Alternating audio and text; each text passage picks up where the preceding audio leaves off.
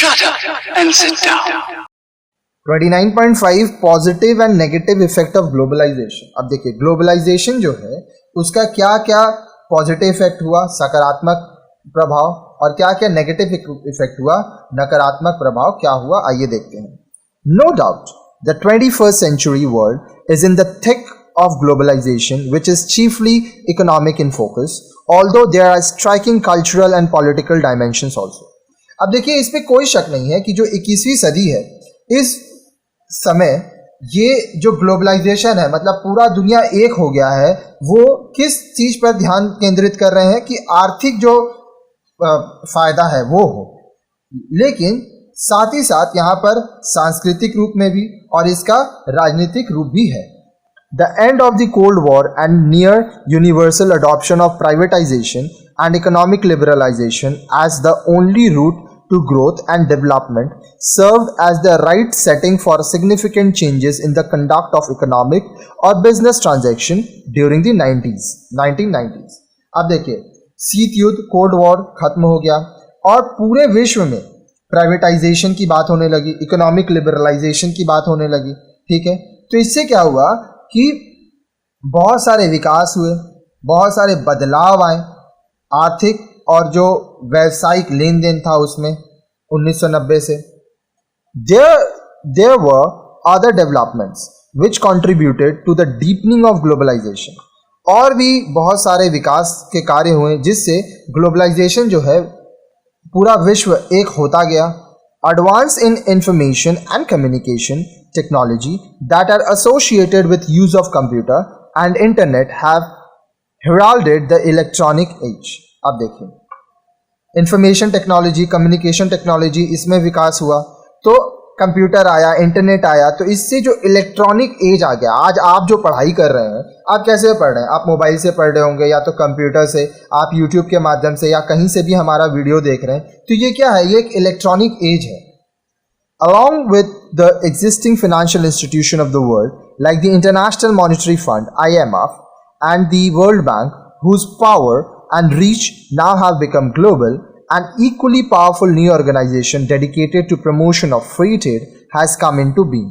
अब देखिए, अब जो फाइनेंशियल इंस्टीट्यूशन है, ठीक है, जो वित्त संस्थाएं हैं पूरे दुनिया की, जैसे IMF, इंटरनेशनल मॉनेटरी फंड, उसके बाद द वर्ल्ड बैंक, जिनकी शक्तियां पूरे विश्व में हैं, उन्हीं की तरह इक्वली पावरफुल नए नए संस्था बन रहे हैं, नए नए ऑर्गेनाइजेशंस आ रहे हैं, जिससे खुला व्यापार, मुफ्त में व्यापार करने को लोगों को मिल रहा है। It is the world trade organisation. ये कौन सा है? वर्ल्ड ट्रेड ऑर्गेनाइजेशन है, WTO। पहले तो IMF था, वर्ल्ड बैंक था, अब WTO वर्ल्ड ट्रेड ऑर्गेनाइजेशन आया। The whole world has become a single market, allowing foreign investment and free flow of goods across national boundaries। अब पूरा दुनिया जो है वो एक मार्केट बन गया, एक बाजार बन गया, जहाँ पे लोग जिस देश में चाहें फॉरेन इन्वेस्टमेंट्स कर सकते हैं, अपने देश में विदेशी निवेश ला सकते हैं। नेशनल बाउंड्रीज, जो राष्ट्रीय सीमाएं हैं, वहाँ पर आराम से एक देश से दूसरे देश में माल खरीदा जा रहा है, बेचा जा रहा है।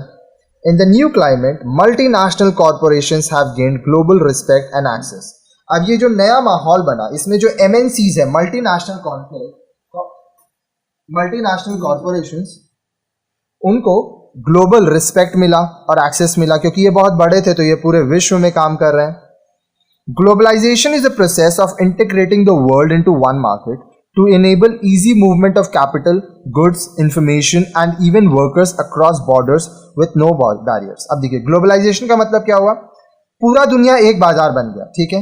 अब आसानी से आप किसी भी देश में रह के दूसरे देश में आप निवेश कर सकते हैं, सामान खरीद सकते हैं, आप जानकारी ले सकते हैं, इवन आप चाहें तो दूसरे देश से आप लोगों को अपने देश में बुलाकर काम करवा सकते हैं और इसमें कोई रुकावट नहीं होगा।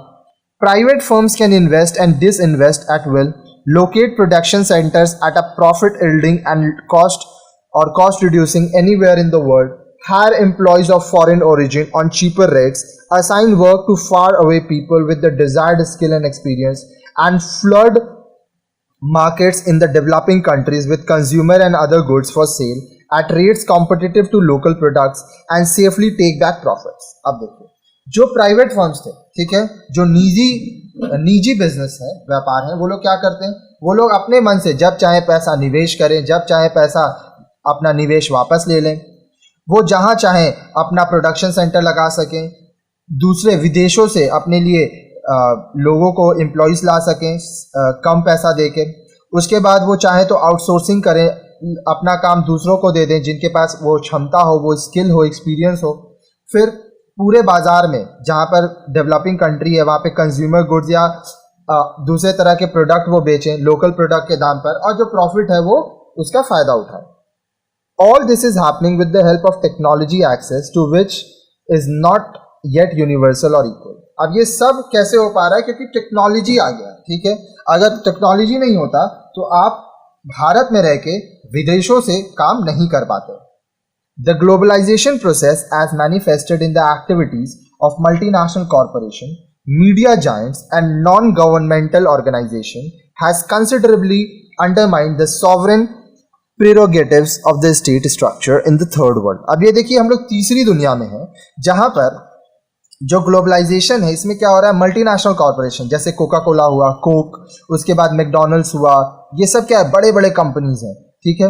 मीडिया जायंट्स हैं, बहुत बड़े बड़े मीडिया हैं, बहुत सारे एनजीओ हैं, नॉन गवर्नमेंटल ऑर्गेनाइजेशन, ये क्या है, ये पूरे दुनिया में ये सब काम कर रहे हैं। Territorial borders identified with nation states have become less effective to check ill effects of globalisation.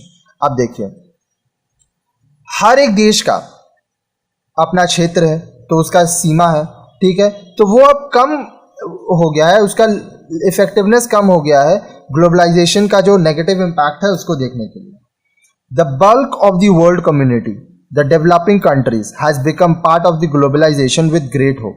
अब देखिए जो पूरे दुनिया में जो समुदाय है, ठीक है, जो देश विकास कर रहे हैं वो सब बड़ी उम्मीद से ग्लोबलाइजेशन की तरफ देख रहे हैं, नए बाजार की तरफ देख रहे हैं। Let us look at India's experience. आइए हम लोग इंडिया के, भारत के अनुभव को देखते हैं। With strengths like well-developed and highly competitive computer software industry, the availability of technical and skilled workforce, and its potential as a very large middle-class market, India has hopes to benefit in the era of globalization. अब देखिए भारत में बहुत विकास हुआ, ठीक है, यहाँ पे computer software industries बहुत है, यहाँ पे लोग बहुत ही टेक्निकली स्किल्ड हैं, ठीक है, तो भारत को ये लगता है कि जो हमारा मिडिल क्लास मार्केट है वो उसको काफ़ी फ़ायदा होगा ग्लोबलाइजेशन से। Since 1991, India changed the orientation of its economic policy by injecting pronounced features of privatization, liberalization of rules for foreign investment, and disinvestment of public sector companies. अब 1991 से भारत क्या किया, अपना जो आर्थिक उसका जो नीति है उसमें बदलाव लाया, ठीक है। अब वो प्राइवेटाइजेशन, निजीकरण के तरफ गया, जो फॉरेन इन्वेस्टमेंट है उसमें थोड़ा आज़ादी दिया। उसके बाद जो पब्लिक सेक्टर कंपनी है उसमें डिसइन्वेस्टमेंट किया, वो पब्लिक सेक्टर जो सरकारी कंपनीज थे उनको प्राइवेटाइज कर दिया बहुत सारा। Customers are flooded with an amazing choice of goods in the market from motor cars to food products. अब जो कस्टमर है उसको बहुत तरह के बाजार में सामान मिलने लगे, मोटर कार से लेके खाने का सामान तक तरह तरह की चीज़ें आपको बाजार में अब मिलते हैं। India's export have gone up, especially in service sector. Investment have come into the country, and our foreign exchange reserve are extremely comfortable. Bharat का जो एक्सपोर्ट है, ठीक है, सर्विस सेक्टर ले लीजिए, उसमें बहुत बड़ा इन्वेस्टमेंट बहुत आया भारत में। हमारा जो फॉरेन एक्सचेंज रिजर्व है वो भी काफ़ी अच्छा हो गया। Overall, India during globalization has emerged as one of the fastest growing economies in the world. Bharat globalisation के दौर में एक बहुत ही तेजी से विकसित होने वाला देश बना पूरे दुनिया में। Though India is open to beneficial aspect of globalisation, it is concerned over the adverse effect. अब देखिए भारत जो है वो ग्लोबलाइजेशन का जो फायदा है उसके लिए तो वो खुले तौर पे काम कर रहा है, लेकिन वह थोड़ा चिंतित भी है इसके विपरीत प्रभाव को सोचकर। American companies, currency, TV channels and weapons have taken over the world. अब देखिए जो अमेरिका का कंपनी है वहाँ का करेंसी आपका डॉलर, ठीक है, वहाँ का टीवी चैनल्स, वेपन्स, ये पूरे दुनिया में अपना दबदबा बना के रखे हैं. Many local companies are being shut down, causing unemployment to millions even in the advanced countries. बहुत सारे जो छोटे छोटे कंपनीज हैं वो बंद हो गए, बहुत लोग बेघर हो गए, बहुत लोगों की नौकरी चली गई, लाखों लोगों की नौकरी चली गई विकसित देशों में भी. Withdrawal of governmental support through subsidies in fertilizer, electricity and other essential needs has added to the misery of rural and farming sector. अब देखिए, जो लोग गांव में रहते थे, जो लोग खेती करते थे, उनको सब्सिडी देता था सरकार फर्टिलाइज़र में, इलेक्ट्रिसिटी में, और भी जो दूसरे ज़रूरत के चीज़ थे, इनको हटा देने से उनका परिस्थिति और ख़राब हुआ. The income gap between the rich and the poor both among and with in the countries have sharply widened. अब देखिए, गरीब और अमीर के बीच में जो गैप है वो देश के अंदर और बाहर वो बहुत बढ़ गया. Nearly 1/2 of the world population concentrated mostly in sub-Saharan Africa and South Asia are in terrible poverty. लगभग इस पूरे दुनिया का जो जनसंख्या है उसका आधा जो कि सब सहारन अफ्रीका में, साउथ एशिया में रहते हैं, वो बहुत ही बुरी तरह से गरीब हैं. While official aid from the rich donor countries have not grown, the debt burden of the developing countries has increased to worrying levels.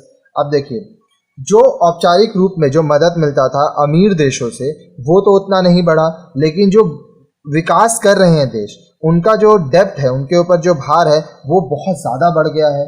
On the other hand, the assets of top 3 billionaires in the world are said to be greater than the combined national wealth of all the latest developed country put together. दूसरे तरफ जो दुनिया के 3 top 3 billionaires हैं, उनका अगर कुल संपत्ति को जोड़ दिया जाए तो उनको छोड़ के जितने भी नेशंस हैं उनका पूरा अगर हम लोग कंबाइन कर देंगे वेल्थ तो उतना भी नहीं हो रहा है. Goods of at least the least developed countries are denied preferential access to markets in the advance countries. अब देखिए, वो देश जो बहुत ज़्यादा विकसित नहीं है उनके सामान को लोग उतना प्रेफर नहीं कर रहे हैं बाजार में. Moreover, our lifestyle are undergoing significant shift, embracing meaningless consumerism. साथ ही साथ हमारे जो जीने का तरीका है उसमें बहुत बदलाव हो रहा है और हम लोग बहुत कुछ ऐसा इस्तेमाल कर रहे हैं जो कि हम लोग को नहीं करना चाहिए. अननेसेसरीली हम लोग चीज़ों पे पैसा बर्बाद कर रहे हैं. Thanks to globalization, nations live with fear about the spread of disease like AIDS. ठीक है, अब यहाँ पे ग्लोबलाइजेशन को शुक्रिया कहा जा रहा है कि अब राष्ट्र में ये भी डर है कि एड्स, जो कि एक बहुत ही खतरनाक बीमारी है, वो फैलेगी. The initiative takes so far the address the above problems have proved insufficient. अब देखिए, जो जो तरीके इस्तेमाल किया गया ताकि ये जो प्रॉब्लम है इस पर कुछ किया जा सके, इसका सोल्यूशन निकाला जा सके, उससे कुछ फ़ायदा नहीं हुआ. There is need to provide human face to make globalisation just and even handed in its effect. अब देखिए, ज़रूरत है कि कोई ह्यूमन फेस, इंसान को देखा जाए ग्लोबलाइजेशन करने के समय, ताकि जो इसका प्रभाव पड़ रहा है वो ठीक से हो.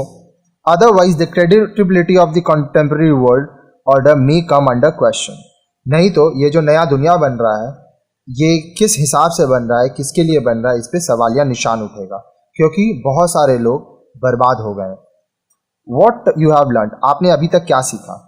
Multi-ethnic states with differences in size and capabilities have traditionally constituted the bulk of world order.